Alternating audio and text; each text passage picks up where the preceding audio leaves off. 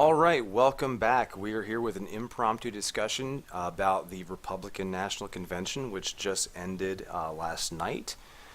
Um, really, really different video than I thought I was going to be having on this. I expected there to be widespread protests and calamity and violence in the streets, and it turned out to not be anything like that, which is very refreshing, to be perfectly honest. So I was going through the convention night by night, enjoying the fact that nothing was on fire. And when I reached the end, I realized that in spite of a lack of controversy at this convention, in spite of a lack of violence or hatred on the streets or riots, I felt compelled to do a discussion on this subject. And we'll get into the reasons why fairly soon here. But it was a very compelling event, and I did not feel that way for the entire event. There were certain highlights at certain moments where I believe that the convention and the Trump campaign was shining forth tremendously, higher than their usual standard. But the last night of the convention is really when I was impressed.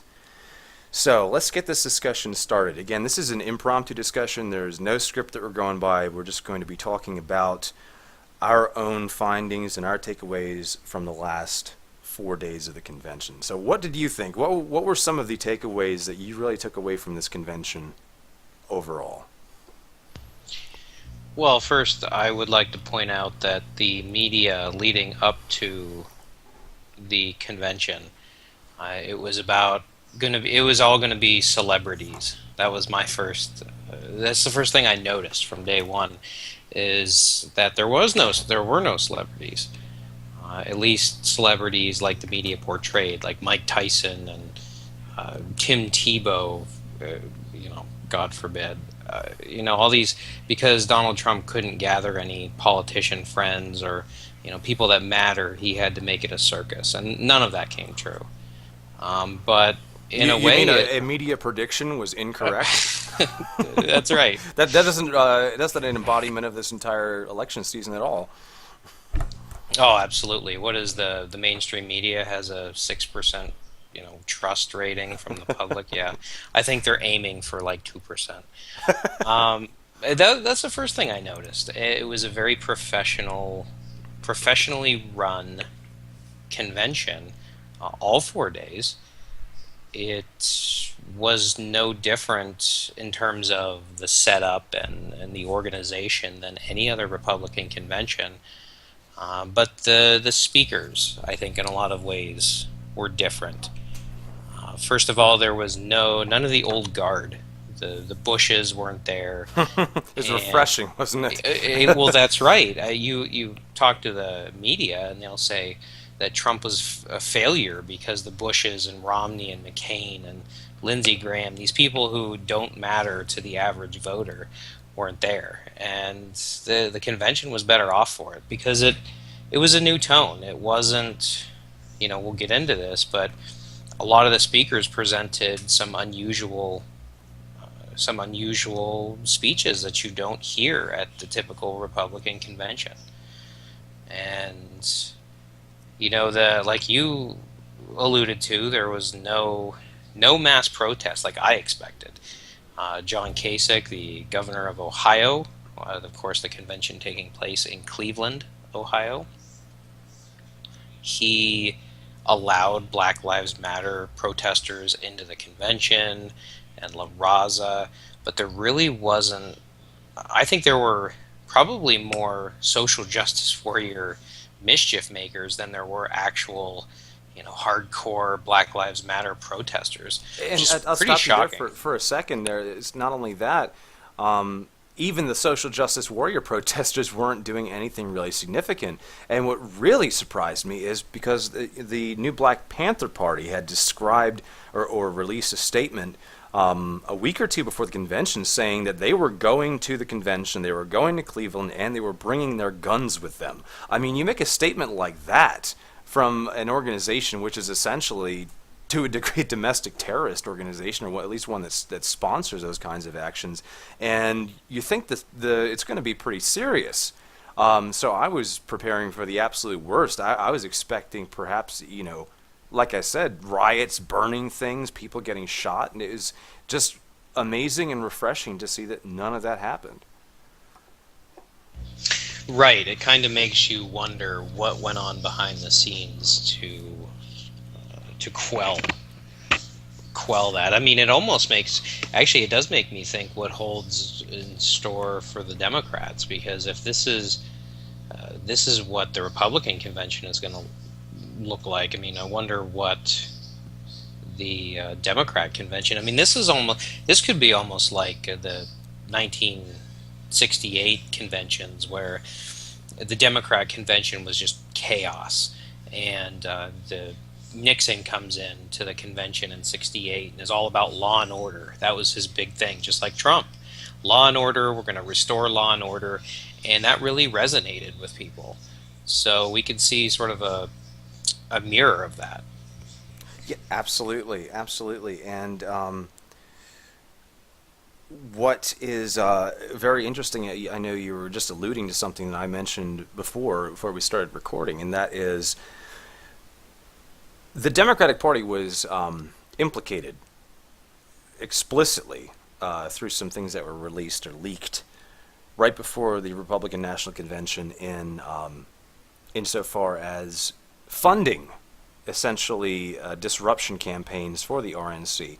And being how organizations like Black Lives Matter have been invited into the current Democratic platform and have openly endorsed these kinds of disruptions, and they've been instrumental in facilitating them, I can't help but wonder if somebody up the chain in the Democratic Party that said essentially, look guys, don't do anything, this is turning into bad PR. Because let's face it, these protests and riots over the past several months have had a lot of negative PR for the Democratic Party.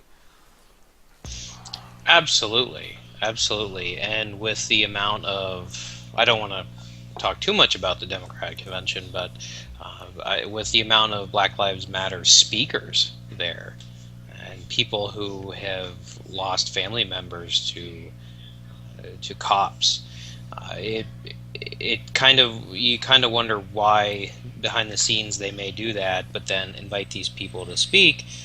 But yeah, it's just especially with you. I would actually expect, despite the recent incidents of police shootings, both people shooting police and police shooting civilians, I kind of expected also a lot of La Raza, or just people protesting with signs that say, make America Mexico again, and burning, holding up Mexican flags, because you saw that when Trump went to speak in California. That was all over. And I don't know if if Hillary Clinton wasn't paying to fly them all the way over to Cleveland, or what, but there was shockingly very little about that. Absolutely. So, given that the city did not burn to the ground and everybody seemed to survive with only minor injuries, let's actually talk about what was said at the convention. And really, I think when you say that there was a new tone, that really sums it up. This was, I mean, the Republican Party is, I consider myself an independent, and there was a time when I identified with the Republican Party, and that was really stripped away from me as I saw just how corrupt an establishment it was, and seeing just how many officials in the party cared not at all for not just the country but their own voters. And the Trump campaign seemed to change the entire tone of the party through this convention. I mean, the issues, the platform, the tone, who they're reaching out to, the entire thing was changed in the course of these 4 nights.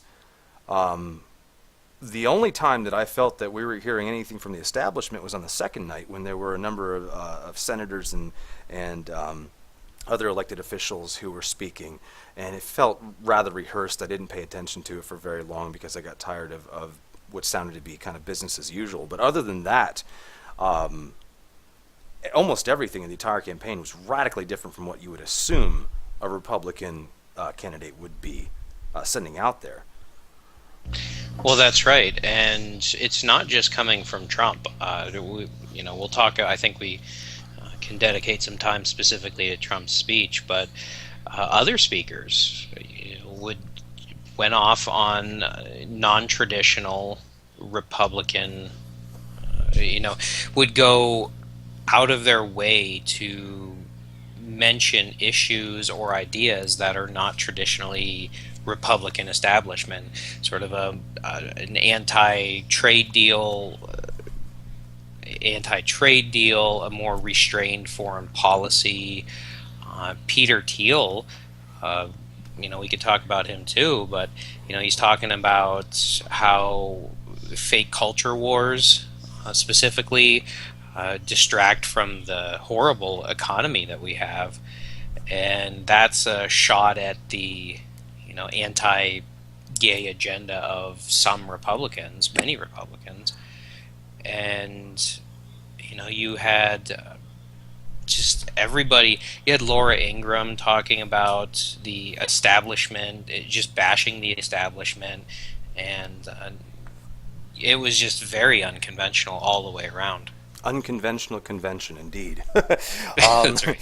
I'll go back to Peter Thiel there for a moment, and this is an issue, one among many, usually social issues that I've taken great issue with the Republican Party on, which has made me distance myself from them, and that is their desire to continually make, we'll say, conventional ethics the center of their platform while we're dealing with issues that, if not handled correctly, such as the national debt, cultural unity, trade deals, etc., they're focusing on issues like gay marriage and abortion. And I've been saying for years, okay, I understand people are passionate on these issues, but there are so many more important issues that we need to be focusing on right now. And when Peter Thiel got up and he said that he was gay and he was proud of that, I had this pause for a moment. And it's something that you would not, even 4 years ago, imagine hearing on the floor of the Republican National Convention. And I had in my mind, time kind of slowed down, and I was thinking, I hope that goes over well, because we don't need to get hung up on these stupid, trivial issues anymore. And there was about a 1 second pause, and then there was this roar of applause from the crowd, and I felt so relieved to know that the people there also understood that this issue was no longer a major issue. We need to move on to these serious issues like the ones that Trump is bringing up. Right, and I mean, we should all be grateful for Peter Thiel for just bringing down Gawker, the horrible website. So just it's we should all appreciate him for that. But yeah, it's a, I mean, like he said, the fake culture wars. I mean, I think when the average voter, when the average Republican, for goodness sake, when they don't know where or how much their next paycheck is going to be, or they don't know when they're going to be able to find their next job because they're unemployed, or they don't, the economy is so bad that people just don't care about that stuff as much as they used to. And that's not to suggest I think people will care when the economy gets better. I think that people realize that there are bigger things to worry about. And of course, at the Democrat convention, that will be ignored, and Peter will be regarded as like a monster who, like an Uncle Tom, or because he went off the reservation, to borrow a phrase from Hillary. Well, I think that you're absolutely right. It seems to be that these issues are completely ignored when, and not to, again, I'm not endorsing one party over another, although I tend to have a lot more problems with the Democratic Party. The Republican Party, now that Trump is being kind of leading it seems to be moving in the right direction. But it does seem that there's a definite double standard there as to when it's okay to be interested in minority rights and when it's not, and that depends on your party affiliation, according to a lot of this media establishment figures and Democratic leaning figures as well. And this is what really gets me is that it's been resisted along identity political lines in the Republican Party for so long. And I have heard for years Republicans coming forward and talking about the need to expand, need to move into these other areas, and we need to do this to get the votes and the demographics of these people, whoever they may be. And it's usually under the umbrella of minorities or if not ethnic minorities, political minorities. And through this election, it was the same thing with Ron Paul. Ron Paul brought in a lot of unconventional Republican voters who were interested in his message. And Trump has done the exact same thing. And what is so either ironic or orchestrated, whichever you may believe, but the establishment Republicans, they either have been short-sighted in not recognizing where these opportunities lay, or they have been corrupt and have purposefully not wanted to facilitate them. Because Trump has, through populist support, brought huge amounts of these people into voting for the Republican Party in this election cycle. And after all these years of saying for the Republicans saying we need to reach out and get these other voters, Trump is doing that. And that was the central theme of the entire convention. I mean, I know that some of this is portrayed a certain way because the cameras look at certain people here or there, but there were, on the floor of the convention, people of all different ethnic backgrounds. It was not some pool of stereotypically white voters. There were Hispanics, blacks, there was people with Latinos for Trump signs all over the place, Jews for Trump. Obviously the LGBT community was represented as well, and is just so very inclusive. And the speakers and the messages that were given at the convention were also very representative of this. The Trump campaign, the Republican Party is finally, and I should say the Republican Party because of the Trump campaign, because he's been instrumental in doing this, is reaching out beyond the conventional Republican base and truly for once trying to include everyone who is interested in the core message of the campaign. And that is really big, because that is a changing event for the Republican Party. Right. And I think the only social issue that will carry on into the fall in terms of what the Republicans and Trump included will spend any sort of time on would probably be abortion. But LGBTQ and that stuff just doesn't matter to people as much anymore. And especially when facing essentially, I mean, I consider Obama to be basically this term of Obama to be George Bush's fourth term, and what we don't need is a fifth term, and people realize that. So, it's a distraction, it's a wedge issue, and the media is very good at pushing wedge issues. And it's kind of like why the media never talked about Peter Thiel's fake culture wars comment, because they want to drive home the fact that Republicans are, and you'll hear it next week at the Democrat convention, that Republicans are, they want to, they just want to divide people based on race and ethnicity and religion, but of course that's not true. And I do want to echo something that you said about I'm not a Republican Party supporter myself. I've said in a previous video here that I'm an anarchist, or I'm an advocate of a stateless society. So I have no finger in the pot or skin in the game. I mean, I'm just making an observation based off of what is out there. And at one time, I was a pretty Republican guy. I mean, I supported George W. Bush. I supported basically anything he said back in the 2001 to 3 range. I was guilty of that as well until I got a little older and wiser. Right, right. So I started out like that, but I am far from that now. But it just so happens that I have more ideas that align with what Republicans say they're about than Democrats. So I just want to get that out there that I'm not a Republican Party supporter. Yeah, absolutely. This conversation has nothing to do with just blanket support for any party.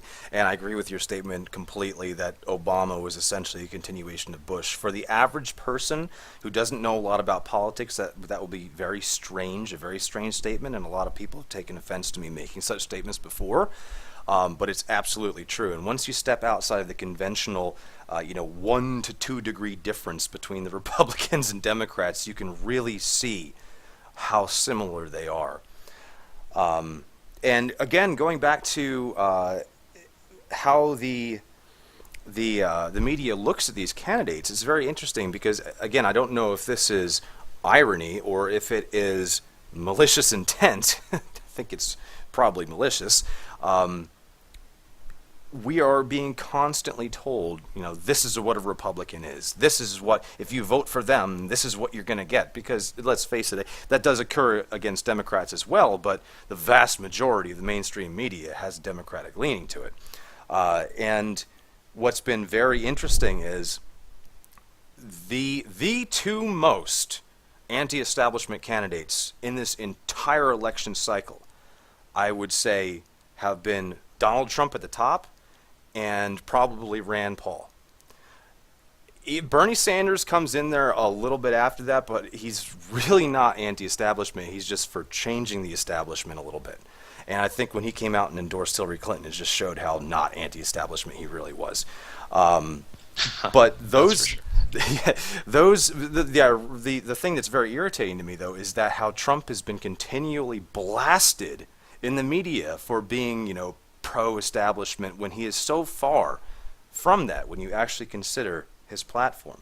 But this whole convention, getting back to the convention, what it got to me by the end of night 4, by Thursday night, last night, after watching Trump's speech, and I basically watched the entire night, but especially after Trump's speech, which his speech just completely summed up his entire platform. I've seen many Trump speeches, and I felt like he had taken almost everything that he had put and made a part of his platform in the past, over the past year, and compartmentalized it into this one all-encompassing speech, and then in that speech took these issues and reached out to every possible group that he could with them. And by the end of the night, I felt like there was something even more than being inclusive, perhaps, and being positive, because the energy on the floor of the convention was very high. People were fanatically happy, very passionate. But I really took away from it that four-letter dirty word that I told you about in the other video, and that's hope. And I don't mean hope like in the Obama sense. I mean actual real hope. I understood after last night that Trump not only did he really know what he's doing, but he was completely determined and committed to achieve it. And that was something before the convention I was getting a little bit worried about. After last night, I have no doubt that he is 100% committed. Right. And specifically, well, if we're talking about that speech, the media's reaction on all the major networks all called it a vengeful speech, a dark speech, something that a demagogue would do. And in a way, it was pretty dark, but I don't think that's a negative thing because the state of the country is dark. It's very dark. We have $20 trillion in debt. That comes out to about $150,000 per taxpayer. The average amount of state debt per taxpayer is something like $4,000 or $5,000. Then you have your credit card debt, your mortgage, your college, your student loans. car payment. I mean, the economic system, we have a globalized economic system under which we're competing with people that are making $1 a day. we have no we have more and more of our jobs are going overseas, while we have more and more people coming into our country to take what little jobs we have here. It is completely unsustainable. We have people, millions of people of a different cultural background who would like nothing more in the entire world than to kill us, torture us, massacre all of us, everyone of any Western background. I mean, these are major issues that we need to focus on. We cannot be distracted by these minor issues anymore if we want to talk about our own survival. And I think that going back to something that you said is people are waking up to the fact that we need to get away from the minor issues and these stupid divisive issues. I mean, like free college for everyone. Who cares? If there's no jobs, the college isn't going to get you a job. If people are killing you in your own hometown, if you can't walk out on the street because somebody might stab you or shoot you or blow you up or run you over with a truck, I mean, free college is meaningless. And people, I think, are really starting, especially on the right side of politics, people are starting to wake up to this fact. And that is why Trump is so popular, because he is the only one who's saying these things as they are. But getting back to his speech specifically, what are some of your thoughts on his speech? And incidentally, I will put a link to his speech in the description for anybody who's not seen it. If you have not heard any of Trump's speeches, or if you have not heard this speech, I highly recommend it. It is, at this point, the quintessential Trump speech. Right. I mean, anybody who's watched a couple Trump speeches in the past is not going to be surprised at a lot of what he said, because he's saying a lot of the same things. He's just saying them. He's doubling down on everything and saying it more succinctly. There were a couple interesting things he threw in regarding the evangelical community that I don't think he mentioned previously. But it was a series of facts, a series of statistics, although some of them, I know the AP ran a fact check on them, and the AP isn't the most credible place to go for a fact check, but they did raise some points about some of his statistics that are certainly valid. But generally speaking, he raised statistics, he raised facts about what just terrible shape this country is in. And it's, he's famous for saying that he's not going to be politically correct, and now's not the time for political correctness, and just poo-pooing what he says in the name of, well, it's just negative and dark, is a way to basically say you can't say negative things, and it's a form of political correctness. Yeah, so, ignore the fact that your house is on fire. Just keep sipping tea in the corner. I mean, right, I heard right. the same stuff. It's absolutely absurd. Like, we're not supposed to talk about this. When I was just ranting about the national debt and terrorism, I mean, the reason why we need to talk about these things is because they are not going away. They are getting worse. We are borrowing close to $1 trillion a year for national debt to pay for unsustainable programs. Our trade deficit is, what is it, $700 billion or something like that? It is absolutely absurd. This cannot continue. And the establishment wants it to continue because they are fleecing every last bit of wealth out of the country. And they eventually, I think, want to replace the democratic government with a police state when everybody's wealth is gone, but that's another story. And the media is so determined to distract people away from this. Oh, it's just negative. You don't want to be around somebody who's negative. Hey, if my house is on fire, I want somebody to tell me. I don't want to sit here in ignorance about it. I want to know so I can go get a fire extinguisher, and if I need to, I can call the fire department and we can put it out, and then we can move on with our lives and have a wonderful, experience for the rest of the evening. But right now, we have some serious issues to deal with, and we need to remember not to be distracted. The real distraction is not being negative. The real distraction is not focusing on these serious issues. And for all of the ranting of the media about how negative it was, if you actually watch the speech, he's very positive about it because he says we're going to fix all this. Right, absolutely. That's well, and that's the thing is he says that. I mean, you kind of have to, in a sense. You kind of have to say that you're going to fix it, but he did. He said that. I mean, what's Hillary going to say? Well, the economy's great. There's nothing to fix, so vote for me. I mean, no. It's he's gonna. The thing is that he aimed his the economy portion of it at specifically the average person. He's labeled in the media as the blue collar billionaire, and I think that's right. He's not. He's not because the economy is only good for politicians and the super wealthy. For most people, it is not great, and he aimed his statistics and his facts about the economy specifically to the average person. And according to polls after the fact, it really hit people because it's like, yeah, you know what, my life isn't better off than it was 4 years ago. In fact, it's worse. So it's a series of it's basically a I think he was going after Obama as much as he was Hillary, of course, without saying Obama. But just basically saying, hey, the economy's terrible, and it's Obama's fault. Certainly, absolutely, and there is something when people call him the blue collar billionaire. I mean, obviously, it's not the same as working on the ground. You have a landscaping business every day or whatever. But in other regards, it is. And there's a few key elements. I think that first of all, the way he raises his children to be parts of the business is very telling. The fact that he does not have to return profits to shareholders because he owns his business is very rare these days.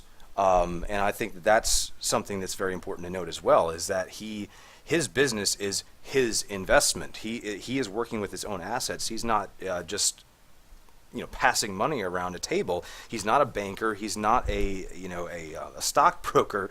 He's making his money, yes, at the top at the administrative level, but he's making his money by doing things, accomplishing things, building things, and that requires a very different mentality. If you want to run a long-term business in the legacy of the 19th century and the early 20th century, if you want to go long-term, you have to think about what investments are going to have a long-term return and what can I hand down to my descendants for them to have this continue for them. And that is, when people talk about a lot of this business corruption and corporate corruption that's going on in our society now, they're failing to differentiate that type of a business model from the fleece and burn strategy. Essentially, get as much money as we can and get out. And Trump is not in it for the short game. He's in it for the long game. And that, I think, makes him a different kind of candidate when it comes to business and politics. Right, he's aiming exactly at the average person, and I think there's no reason. There's nothing with Mitt Romney. If Mitt Romney was trying to do this, nobody would believe it. But people believe Trump is sincere. He has no problem talking about things in a way that the average person does. I mean, I was watching today his post speech press conference, and he had no problem bringing up Penthouse because the average person knows what Penthouse is, and we all laugh at it. But I mean, his slogan is "I'm with you" instead of Hillary's, which is with "I'm with her," which is Right. totally selfish and she's just an egomaniac. It's not And just that. It's pandering more to the identity politics. right, It's I'm with her because naturally the next thing to do is to elect a woman. And how many I've seen so many Hillary supporters admit that they're voting for her because she's a woman. Now I have absolutely no problem with the gender of, if Donald Trump was a woman, I wouldn't think anything less of that candidate. I have no concern for gender at all at the polls. But when you make your gender a major poll issue, that is that is something that I think is a major problem. And something else, I know the press conference which you're speaking that was released today, I thought that it was very telling and very sincere. And Trump has these very sincere moments, I think. And if you know how to read people, if you understand basic psychology, nonverbal behavior, tonal inflection, how people speak. You can pick out true sincerity away from politicians. For instance, a big one is if a politician or an elected official only ever speaks from a teleprompter, that's a major problem right there. But he had one of those moments when he was talking about his wife. You know, and you can tell the way he talks about it, he really cares about his wife. But you notice when he was talking, he was mentioning how he had to try really hard to convince her to marry him. And it's this funny little, it's a joke, but you can also tell there's a sincerity there, and he cares. And I think that's very telling for the average person, the average voter. They could very easily see themselves saying the same thing or thinking it. Right, right. And you know, I think it's important, specifically. Can we shift a little bit to his attack on Hillary Clinton, because I think that he laid out a case for her, and he Oh basically yes, wait. Before you go there, I wanted to segue one other thing of the sincerity comment, because I can't wait to talk about that. But yes. because I wanted to go back to his speech last night again, and he had one of those sincere moments. I feel is a sincere moment. When he, and we know that Trump, well, let's not have any delusions. I'm not a particularly, I'm not a religious person at all, really. I have my own beliefs, but that's for another video. But he went to the evangelicals. He called out to the evangelicals, and he thanked them. He thanked them for the support, and expressed how much their support meant. And he paused for a moment. I can't tell you if it was on his script for the speech or not. That's beyond my knowledge, obviously. But he paused, and he kind of said, out of the tone of what he was saying before, and I'm not sure I even really deserve it. And that moment at least felt, whether it was or not, but it felt like a kind of just impromptu moment where he was just making one of those Trump comments. But it was perfect in that moment. It was perfect, tied in with thanking the evangelicals for their vote and then showing humility. And there was a standing ovation. Everybody cheered. And I thought that was just such one of those perfect, seemingly sincere moments where people, the large audience that was there, could see that he truly appreciated their support. And that is so rare in politics today. I absolutely agree. It's a moment, because that's the I know during the primary that was, and I'm sure it'll come back up in the general election, but that was an attack on him. It wasn't a big attack, but you know, he's on his third wife, and he's, you know, seen as just like a crude, you know, womanizer, and that's a big thing in the evangelical community. It's one of the reasons why he was resoundingly defeated in Utah. But it's important you bring that up, because I think it does go to show his sincerity. And you know what? I think what it does is, it even if people feel, you know, self-righteous and, well, you know, they're going to wag their finger at him, we all have those mistakes. We all have that past, even if it's maybe not as extreme as his, and we can say to ourselves in that moment, yeah, you know what, I've been in a position of asking for forgiveness, and I may not have deserved it. And it really it speaks to the average person. It lets them know that he is on their level. Absolutely. And, No longer is the politician this supposed perfect entity that's operating up here lofty in the clouds and infallible and trying to prove that they're perfect in every way. That illusion yes. is torn away. It's an act. It was an act of humility, which you do not see in politicians. You know, a politician who has some kind of scandal involving sex or something, for instance, they're like, yeah, I guess I shouldn't have done it. I don't know. and they don't admit to doing anything wrong. They don't even. It's not even that. It's they don't even admit. Well, they don't even stop to think, did I do something wrong, or what consequences for other people do my actions have? No, it's what are the And consequences for my career. right, exactly. And speaking of sex scandals and politicians, let's go back to the Clintons. Yeah, okay, so when Mike Pence gave his speech, vice presidential candidate Mike Pence, who I thought gave a pretty good speech. I thought he was fired up enough. I mean, that's kind of why he was chosen, is he was sort of the anti-Trump, sort of the calm and relaxed guy, but he was fired up, and it's unfortunate that his speech was the last one of the night and came after two speeches, I think, after Ted Cruz's abomination. But and I'd love to talk about that, but he labeled Hillary Clinton as the secretary of the status quo. And if you couple that with one line, really, I mean, a lot of lines stood out to me in Trump's speech, but one line in particular where he says, "This is the legacy of Hillary Clinton: death, destruction, and weakness."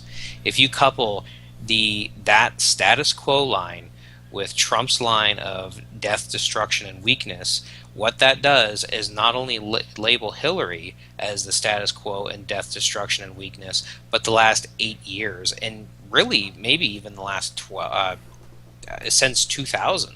So the last 16 years, pretty much, of the status quo, death, destruction, and weakness. And I think that's pretty powerful. That resonates with people. And you don't need to. People already distrust Hillary. I mean, she has just as high negatives, maybe even in some cases more high or higher negatives than Trump. But if you add on the status quo and the death, destruction, and weakness, it's going to stick. Yeah, I absolutely think so. Hillary, after seeing the convention wrap up last night, I was ready for at any moment during the convention there to be some kind of a massive problem or a faux pas. And in spite the relentless media attacks, there was so little ammo for them to use. And I think that next week, the Democratic convention, the Democrats and Hillary in particular are going to have a real uphill battle moving forward. Right, right. I think they do, and that's part of that is because Trump has been running a non-traditional campaign, and they're scrambling to figure out what to do. But yeah, it's. I mean, if I like the way Trump doubled down on her failure with the email. I mean, that's an important thing. I think people. I don't think that's going to go away with people. You know, when the director of the FBI, James Comey, lays out the case for prosecuting her, and then says, "Well, we don't recommend." I mean, that confuses people. That makes people wonder. And Well, not only does he lay that out, not to interrupt you, but he lays that out and then says, "But if somebody else does this, that doesn't mean there won't be any consequences." So what does that right. imply? Well, that's exactly it's exactly right. And it'll be interesting to see where that goes if she gets brought up on charges or anything of lying to Congress, because there's no way that's not going to stick if they bring that up.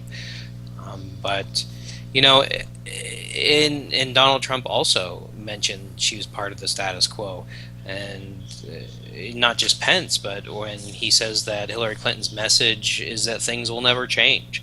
You know, my message is that things have to change. Right. And they have to change right now. And it's not like that right there is not, well, they will change, because that's what everybody says. It's that they have to change. It makes people, it's a dire warning to people. It's like things have to change right now. Yeah, absolutely. And this is something that I've become increasingly aware of. And again, going back to the supposed negativity of the speech and the tone of the convention, there were several times when it was implied or stated that, look, we are on the threshold of a major catastrophe if we do not have real change, not just vague platitude, rhetorical change, but actual real change, then this country is no longer going to exist as we know it. And for some people, that's negative, but sometimes hearing the truth can be negative. And this really is the convention, especially how it wrapped up. It's a call to action. It's a call to wake up and recognize that things cannot continue as they have been. And we are seeing this now with how the economy is not improving, how terrorism is expanding, how the rule of law is falling apart.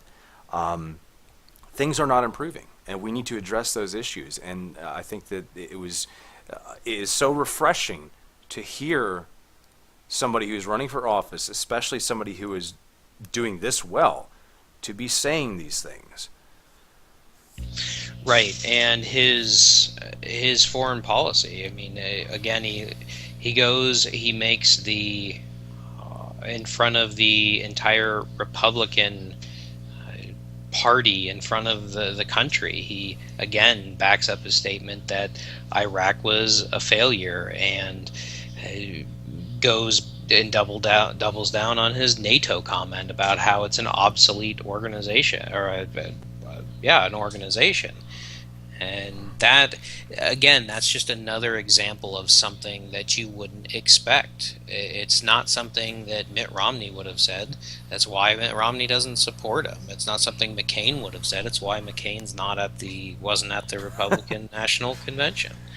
And it really goes, it's like the average person in this country is told that they all need to pay their fair share. And the rich need to pay their fair share. And people are like, yeah, you know what? I need to pay my fair share. It's just part of living in society or civilization. And when they hear that, these countries that the United States are defending need to pay their fair share, it resonates with them. It's like, yeah, you know what? They should pay I have to pay my I have to pay my fair share, so they should too. And it's just, again, just another example of how he's crafting his messages that resonate with the average person, and it's fantastic. I think it's really interesting to see a business, not just a business guy, because any business guy can be a politician, but just basically just a marketing genius, and somebody who genuinely cares about the average person, the blue collar sector, and taking that marketing genius and crafting a message that resonates with them. Absolutely, and going back to the paying the fair share, I think it's been very telling. Just not to digress into that issue, but it's very typical of how the media classifies Trump. When he came out and said, "Well, we're paying the defense of X, Y, and Z nations, plus, all these other nations, and this is how much it costs." Well, maybe they should pay 95% of that cost. They should give us money to pay for their defense. How can you? That is absurd. How can you say this about... Well, yeah, they're getting free military protection. Why would it be outrageous to ask for... do you get a free security guard to come and defend you all night at your... Well, I guess if you're Hillary Clinton, then you do, or Barack Obama, or any of the elected officials, but...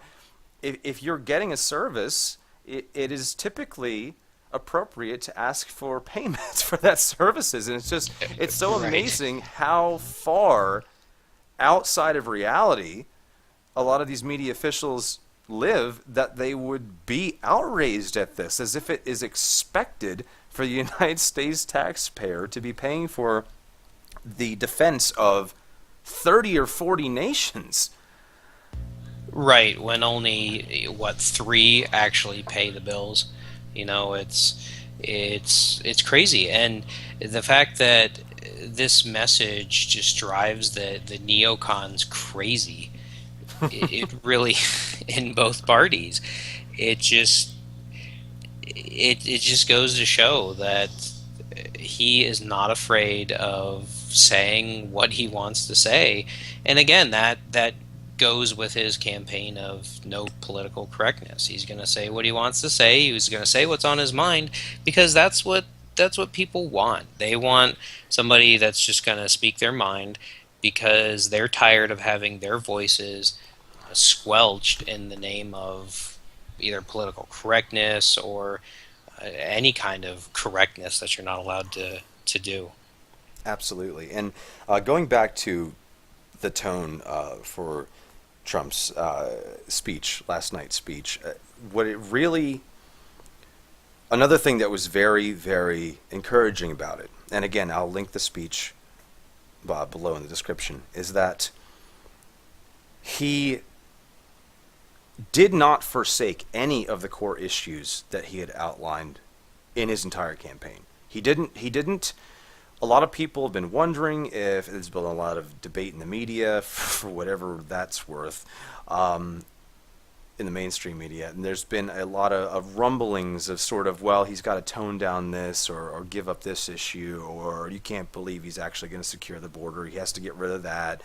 And he hasn't. In his speech, he made it very clear that all the core issues that he had campaigned on from the beginning were coming right along the pipeline. And that is something I don't think I've ever seen before in somebody that's gone this far in politics. Because, I mean, Ron Paul stood up for his virtues, and some other lower down politicians that weren't quite as popular have, but he is making it clear that these core issues are following him into the Oval Office. He is making it very clear these are not just things that he was saying to get a few people's attention and then moving on. This is the platform. And he added on to his core platform. He has added on to it, and his specificity of his campaign has gotten more and more and more precise as time goes by. But it was very encouraging to hear him not discard any of those core issues that he made fundamental when he started.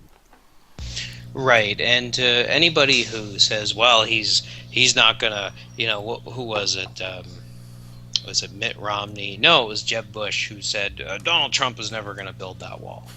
And it's like, all right, if he doesn't, he's going to be voted out in 4 years, because that's the thing people need to realize about Trump is he's made his bed, and if he doesn't lie in it, he's going to be tossed out. So that's the way the system is set up. If you campaign, you become president on certain promises.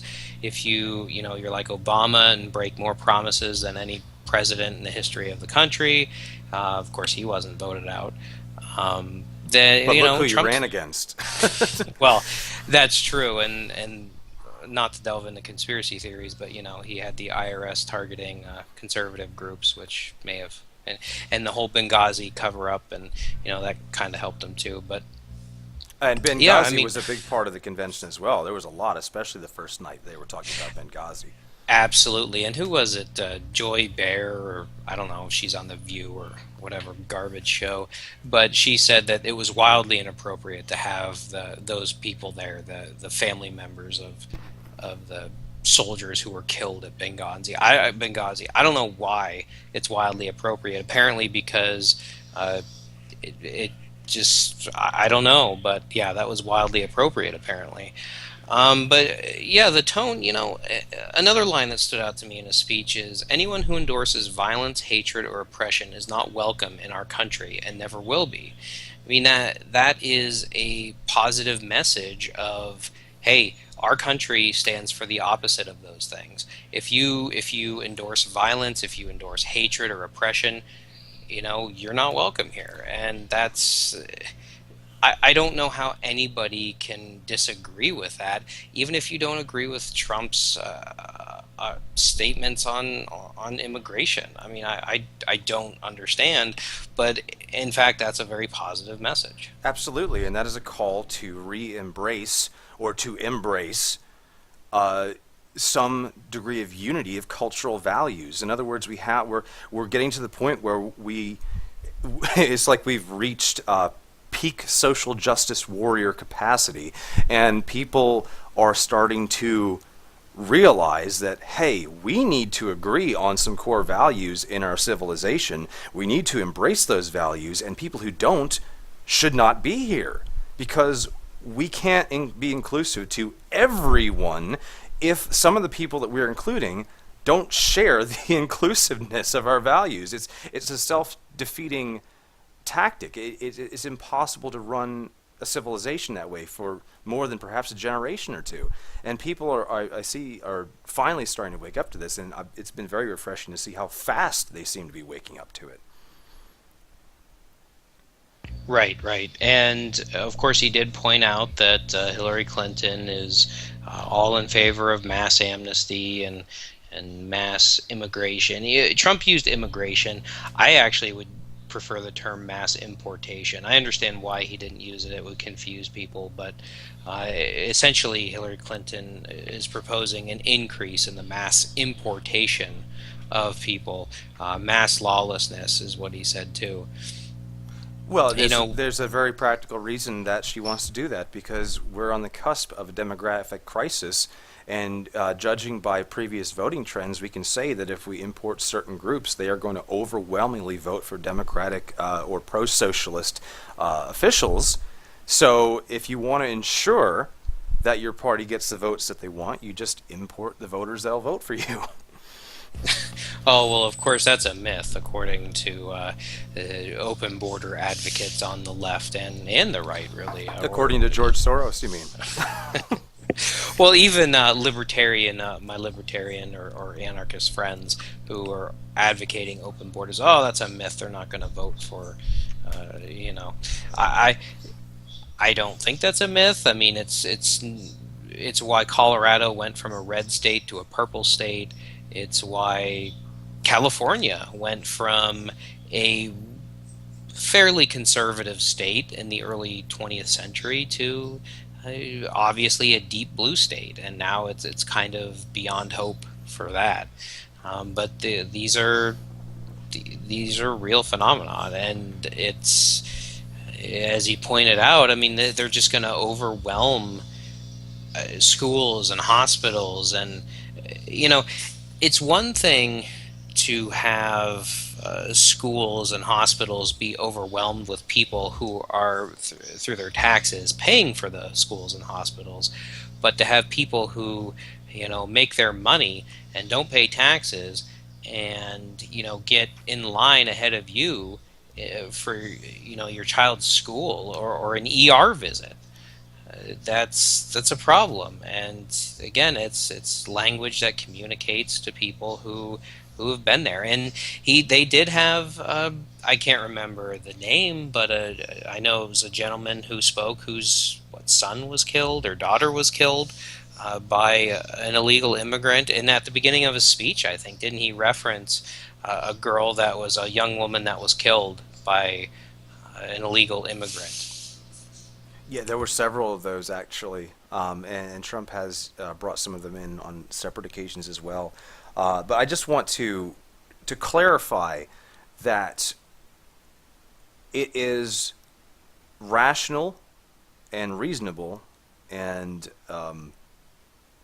makes sense to analyze social trends, so demographic trends. We know that certain groups are going to tend to vote a certain way. So if you're trying to socially engineer that you're going to win the elections, you might want to have more of those people. Just that this is how it works. That's just how it works. I mean, either party or third parties, whoever, if you want to have political power, you want to get it however you can through the system that's provided. However, I want to really stress that it is important to acknowledge that individual members of any of those social groups may not represent that trend. So this is why we can see things like Latinos for Trump, because there are quite a number of Latinos for Trump. The majority of Latinos probably are not for Trump, but there are definitely Latinos for Trump. So while we recognize these trends, I think that it's important to look at things from this perspective. When we're looking at large social macro level analysis for trends and politics and demographics, people, how they behave, how they vote, etc., we need to plan policy to a certain degree based on the trends that we find.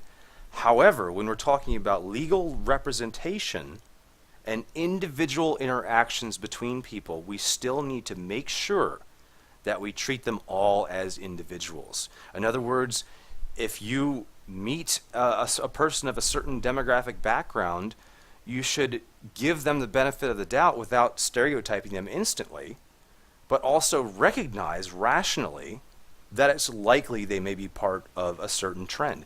And I think if you're operating mentally at a higher level, higher than just the status quo, you can accomplish that.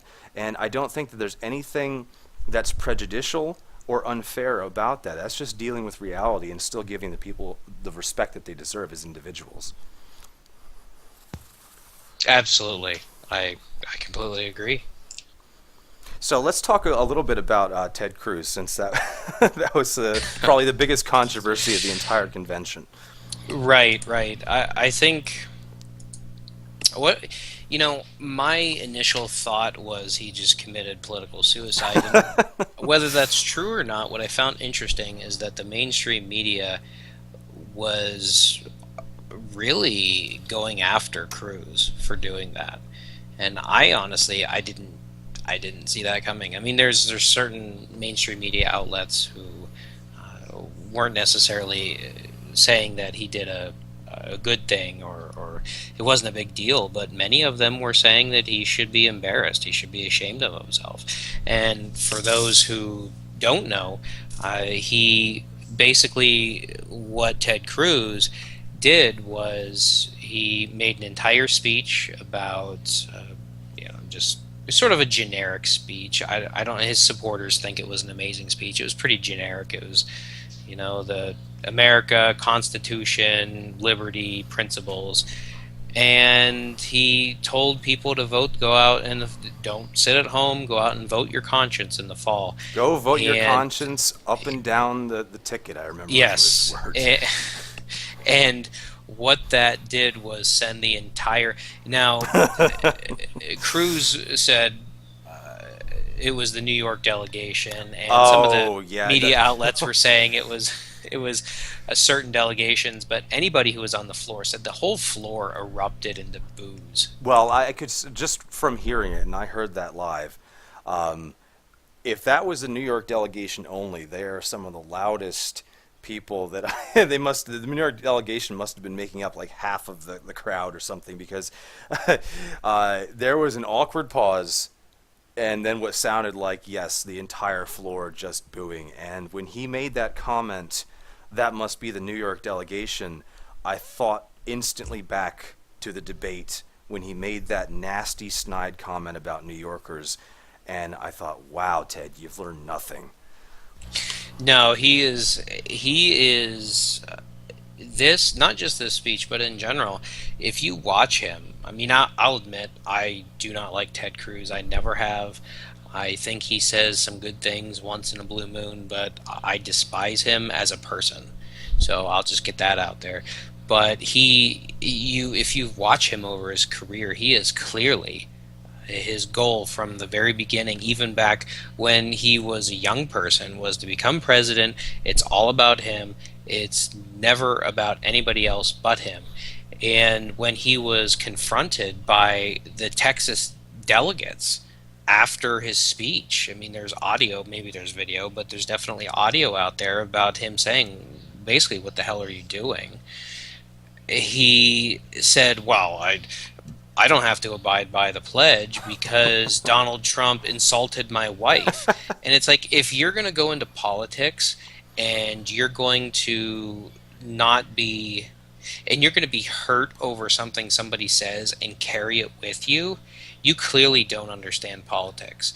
I mean, yeah, it's rough. It was a rough campaign season, but every campaign season and every election cycle, whether it's president or congressperson or senate, it's all rough. And if you can't handle some jabs, even if they were over the top, which I don't think his Trump's comment about Cruz's father was over the top. I mean, it was kind of ridiculous, but it wasn't over the top. If you can't handle that, then you shouldn't be running for president or any office. And it's just, yeah, I mean, the guy made a pledge. And I go back to somebody like Ron Paul, who in 2008, when it was clear Ron Paul wasn't getting the nomination, he told his supporters, he encouraged everybody. I mean, he didn't tell his supporters. He encouraged his supporters, say, look, there's plenty of third party. He had a press conference with Ralph Nader and Chuck Baldwin of the Constitution Party. He said, here's some great candidates for you. In 2012, he did the same thing. He didn't sign a pledge because he knew he couldn't follow through with it based on principle. Well, Ted Cruz signed a pledge, and now he's not going to follow through with it because he was offended by something Trump said. Yeah, absolutely. I agree. I think that he committed political suicide with that. And you can't be a thin-skinned politician and go up against Donald Trump. You are going to get eviscerated. And we're going to see that with Hillary Clinton. I guarantee. Yeah, I'm looking forward to that. I hope that you're right in that regard. I thought that it was really funny too that right after Cruz's speech, after he was done, and it was shortly after he'd made those comments, or maybe it was after he made those. Yeah, I think it was at the end of the speech. Anyway, the cameras panned to Trump, and Trump had a big smile on his face, and he was applauding. And I thought, Trump is just so unbothered by this. Yeah, he came. He was like on the side of the stage, wasn't he? He was giving thumbs up, and people were cheering for him. And yeah, he took it. Apparently, he knew what the speech was prior to Ted Cruz giving it, and he knew. I would almost look at the fact that Trump invited Cruz to have a primetime speaking slot. I would look at that as an olive branch to Ted Cruz, saying, "Hey, you know what? It got rough. I said some crazy things. Let's get past this. Right. Here's a primetime speaking slot." And the fact that Trump didn't require Ted Cruz to even say that Cruz was voting for him, it was an olive branch. And I think that's why people felt so taken aback by it. And in fact, it was so troubling. I was reading a story about delegates from North Carolina, where the state party chair flew the delegates from, or at least some of the delegates from North Carolina to the convention in his private jet. And after the speech, when the state party chair asked the Cruz delegates, "Hey, what'd you think of that speech?" And they're like, "Well, it was pretty good. I liked it." The state party chair told those delegates that they had to find their own way home. He was not gonna fly them back. So they had to go basically carpool with some other delegates. But I mean, yeah, people felt betrayed.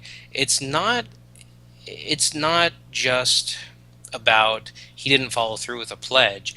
It's basically about party unity. And you know what really strikes me about this is that in 2012, Ted Cruz, who I believe that's when he was first elected to the Senate, he told, and this was on like a Tea Party wave. I think between 2010 and 12 is when the Tea Party really was in its heyday. He encouraged, he said the Tea Party will back Mitt Romney despite major differences. So apparently he's the spokesperson for the Tea Party, but he said he endorsed Mitt Romney, he encouraged people to vote for Mitt Romney, and so it's like, clearly this is all personal, because how can you say you're going to support Mitt Romney, who you even have less in common with than Trump? Right. I mean, at least Trump and Cruz agree on building a wall, but Mitt Romney isn't going to. But Cruz is going to sit there and support Mitt Romney in 2012 and say that the Tea Party is going to have your support, but not do essentially the same thing. I mean, people feel betrayed by it, and I think it doesn't hurt. It hurts Ted Cruz, because if he's planning for 2020, if Trump wins, there goes 2020. If Trump loses, I would argue there goes 2020, because people are going to have long memories over this. People are going to remember in 2020 that they're going to blame Cruz for Trump losing. I think there are other reasons why Trump would lose other than that, but they will blame him. And I don't know what his goal is. At least if he would have endorsed or said, been supportive in any way, maybe he would have been offered some kind of position or a Supreme Court nomination or something. Right, absolutely. Now, you said that that Trump knew the speech in advance. From my understanding, at least in the press conference today, Trump said that he had the speech, but that Cruz introduced some non-approved content into it. That is what Trump did say, and I wonder. I think Trump knew that Ted Cruz wasn't going to, say I endorse Right, Donald right. Trump, but I'd be curious to know. I don't know if he said what specifically was added, but I would be curious to find out what was and why it was added. But that's it's like you're going into somebody's house and pissing all over the carpet. I mean, if you weren't gonna even be supportive, even say, you know what, I'm gonna vote for Donald Trump because he's, like Newt Gingrich said in the speech after Cruz, he said that. Cruz is all about the Constitution, but there's only one candidate who's going to win that will actually, I mean, Trump, we'll see if he's going to defend the Constitution, but he will at least better than Hillary. So there's only one person to do that. And so Newt Gingrich took Cruz to task on that. But yeah, it's like, why even go? If you cannot, John Kasich, as horrible as he is, at least he didn't go and give a speech because he knew he couldn't endorse Trump or even support him. So he didn't even bother going. So Right. my question to Cruz is why even go? Because he wanted to make a speech and cause disruption and get more attention for himself. And that's true. And he was played like a fiddle. Trump is an expert at exposing people. He's exposed the establishment for the entire election. And Cruz came out there. He signed a pledge. He broke his word, which we call lying. And what did Trump coin Ted to be about 6 months ago? Lying Ted. So he's there applauding and smiling, and I can't help but if he's not thinking that he just shamed Ted at the very end, just kind of let him do the work for him. Just Right. gave him the platform for him to bury himself in and just watched it unfold. Absolutely. I agree, and it would only have been better if after this speech they would have raised up the curtain and there would have been an actual lion back there in a cage. Although actually that could have played into Ted Cruz's hand, like, yeah, I'm the king of the jungle. But I kind of was. That's what the media was expecting, and I was kind of hoping there would be some kind of theatrics or something. But of course that didn't happen. So, are there any other highlights that we should cover from the convention? Oh, there's lots of highlights. But no, I do want to mention as sort of a wrap up of the convention as a whole. There's a story on Politico. I'm actually looking at it right now, where Politico, which is, I don't know, it's not that great of a news outlet, but Politico magazine, where they go and ask political historians if this was the worst convention in the history of the country, which, I mean, talk about a loaded question. But this apparently one historian named Heather Cox says that it barely edged out the 1868 Democratic National Convention as the worst in American history for its, quote, disorganization, infighting, racism, and apocalyptic language.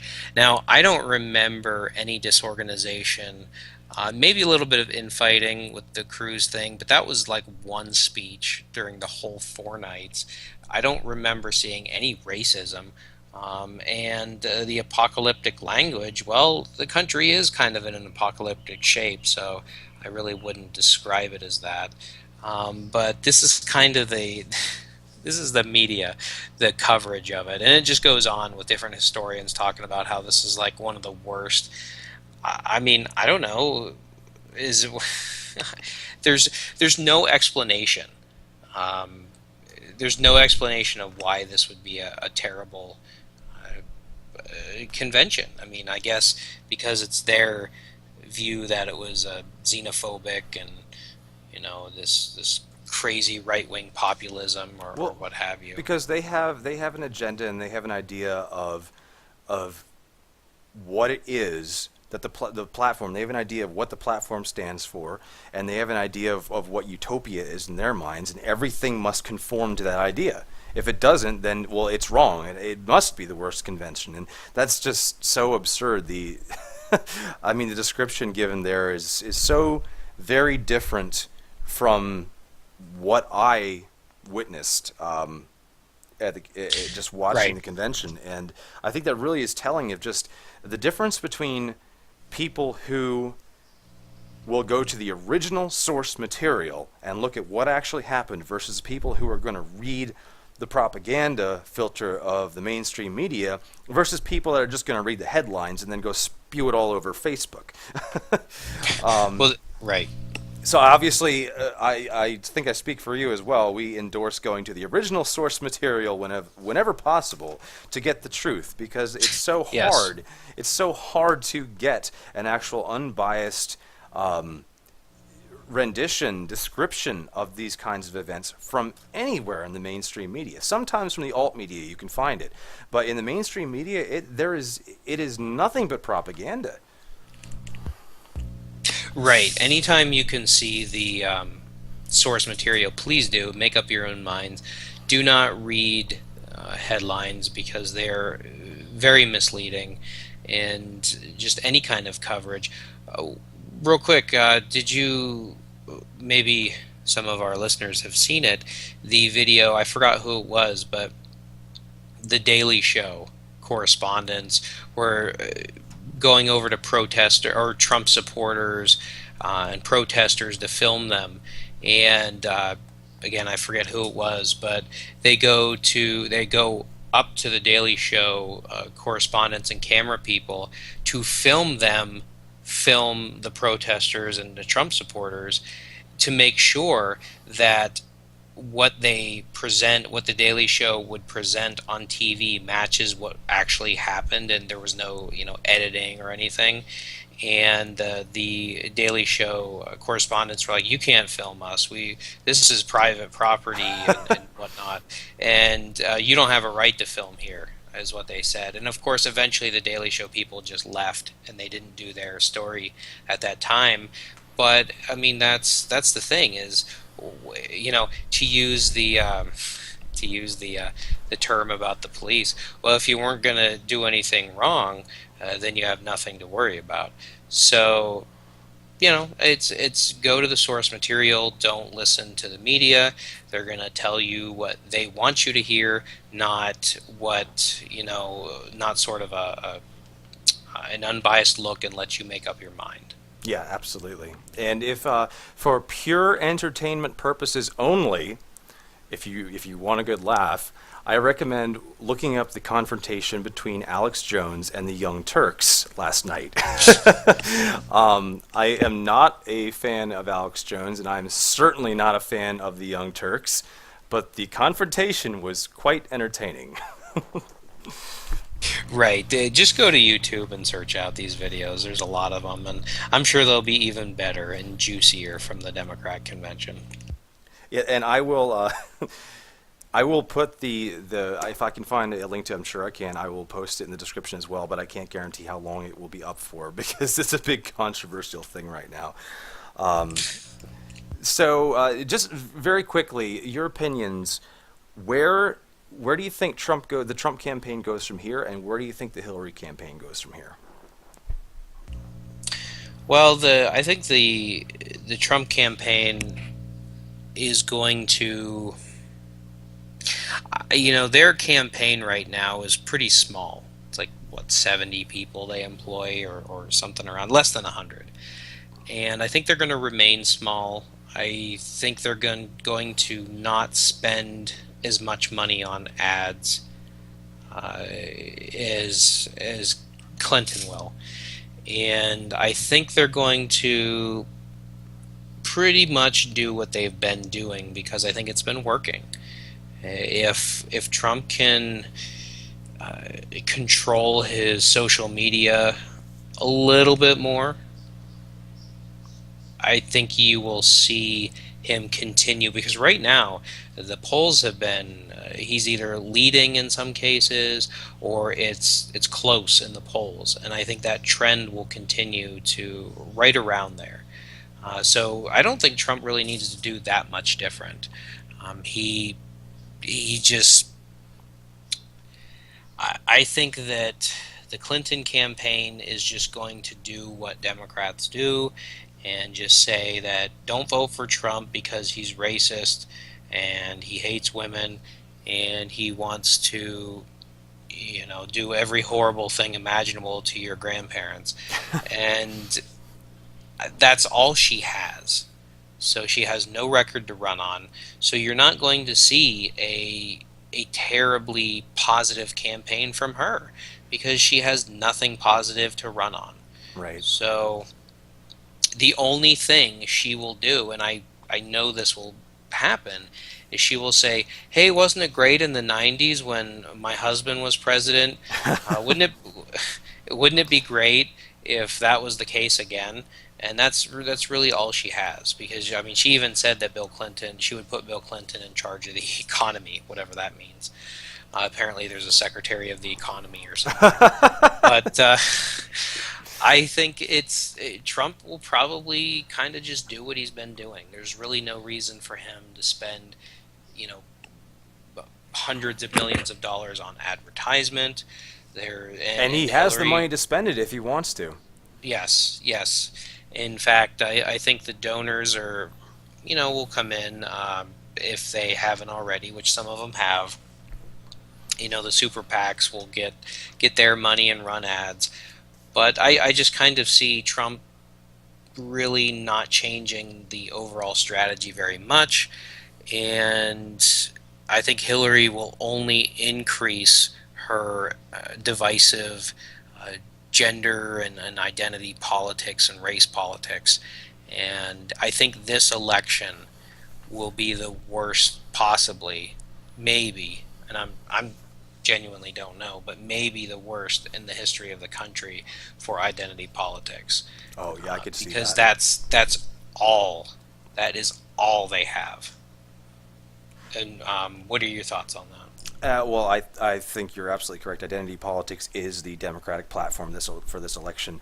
As far as the Trump campaign, I think that, let's face it, Hillary Clinton has been spending exponentially higher amounts of money than the Trump campaign has, and they are deadlocked in the polls. I mean, if you go to Real Clear Politics and you look at the aggregate polls, the averages of all the major polls, they're within the margin of error from one another. It is a tie, pretty much a dead tie right now, in the public opinion polls.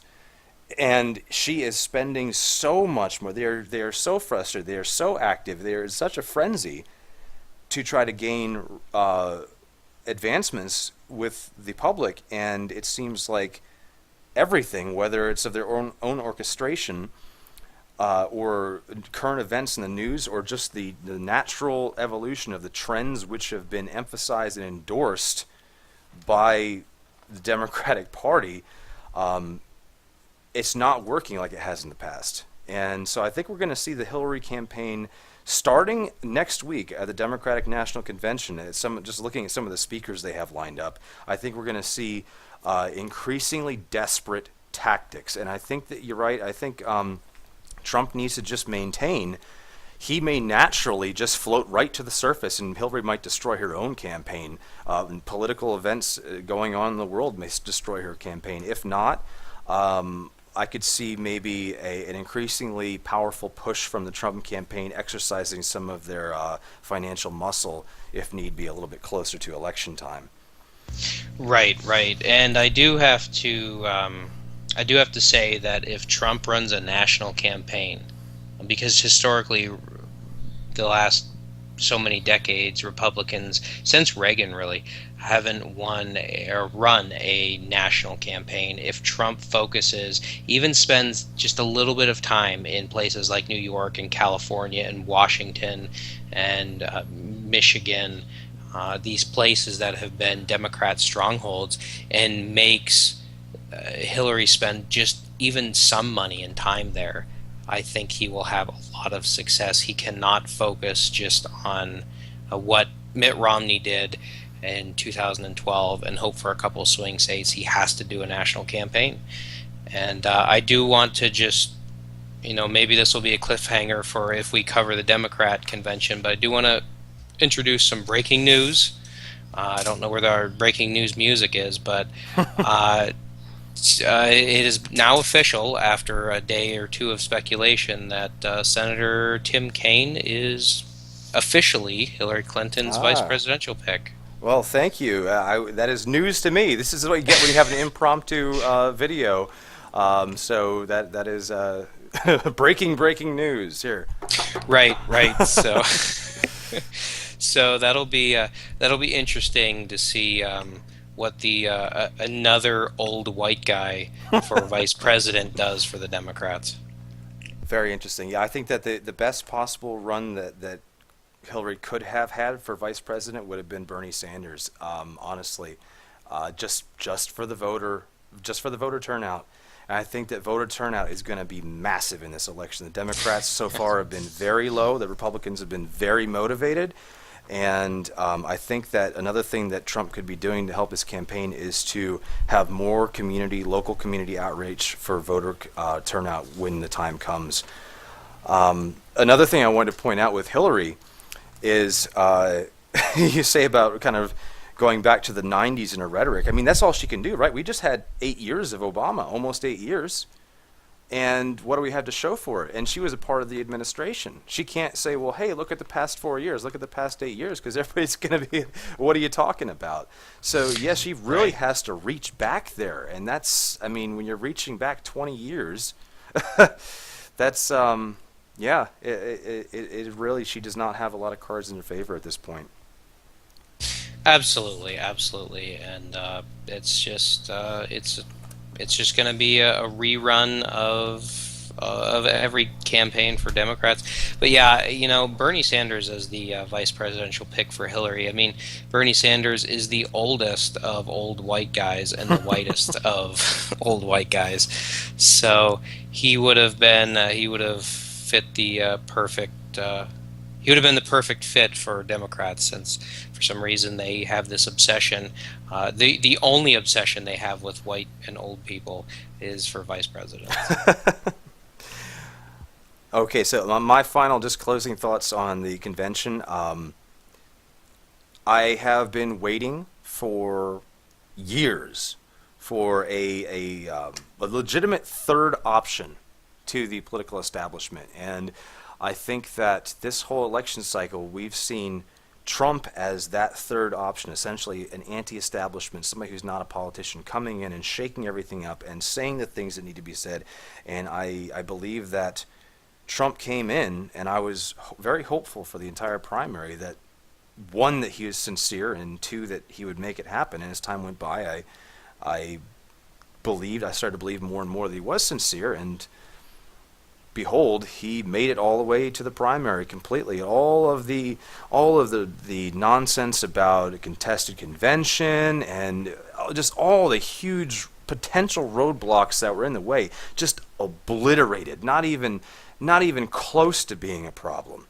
And he has just smashed through them all. He smashed through not only the roadblocks for his own presidential candidacy, he has smashed right through the core of the old establishment, stagnant members of the Republican Party, fundamentally changing, I think, long term, the platform of the Republican Party to get away from these divisive minor issues, to get away from allowing the media establishment and the Democratic Party to set the tone for all of the debates and bring in true, refreshing change. And that is very encouraging. It has made me have a lot more of a positive outlook this week, just seeing how successful, despite what the media says, I believe that the RNC was a overwhelming success, and just very, very pleased to see the direction in which he is forcing the party to move in. And that direction is the same direction that it seems that a huge voting base in America wants it to go. And that's not just the Republicans. A lot of Americans want the party to move in that direction. And this is the time when we're seeing this grassroots changing, these frustrations over the past decades. Now there's finally somebody there to talk about some of these serious issues. And this is where we have an opportunity for legitimate long-term change. The Democratic Party is not economizing on this. They are buckling down and making their platform more progressive than ever while ignoring these very serious issues. And this could potentially, and not say it definitely will, but it would be very nice to think that it could potentially change the Republican Party, get rid of the old establishment, and move it towards a party that is much more in tune with what is going on the ground for the average American, and truly, for once, after all this time and complaining about it, bring in all those new voters into an entirely new platform. Very well said. Very well said. And I appreciate you your impassioned speech, because it's what we need. And I know this video is kind of running a little long right now, but I would be it would be remiss to not bring up if you had just one quick closing thought on Melania's speech. You mean the accusations?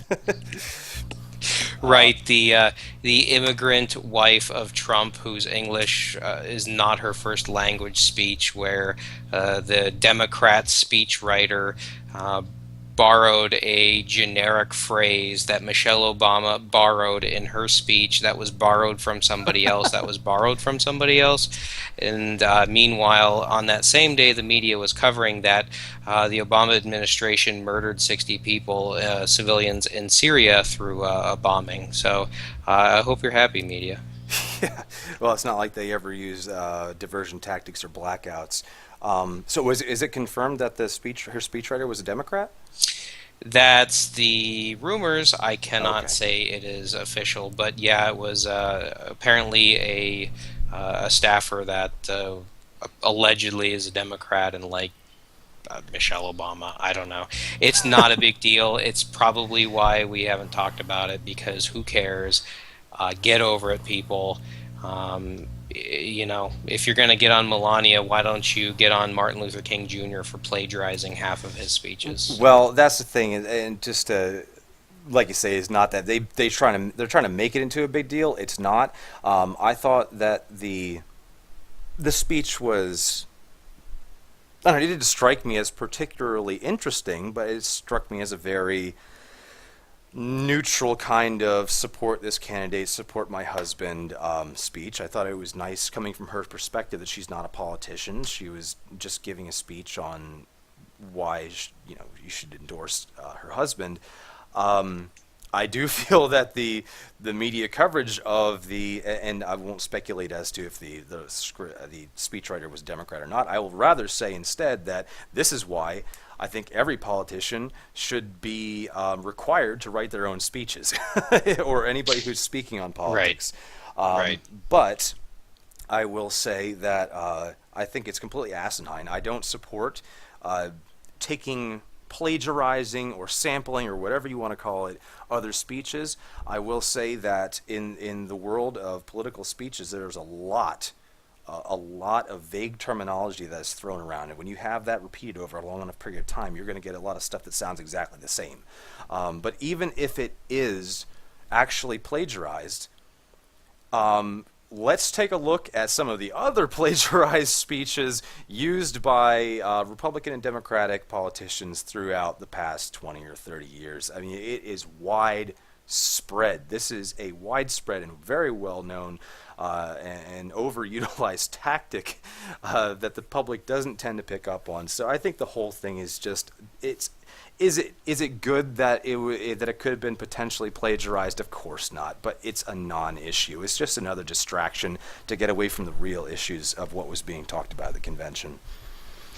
Right. It is a non-issue. Nobody cares. Trump supporters don't care. Fence sitters don't care. Independents who Trump is winning handedly by double digits don't care. Nobody cares except for the media, who just want to distract from a convention that was overall pretty well done. Yeah, absolutely. So, any other closing comments you'd like to make? I think we covered it. All right.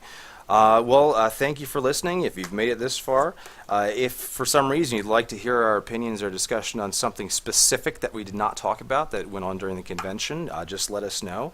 And we are going to try to have a coverage video of the Democratic Convention as well. Hopefully, well, I want to say hopefully it won't be too painful, but I know it will. So I better buy some beer now.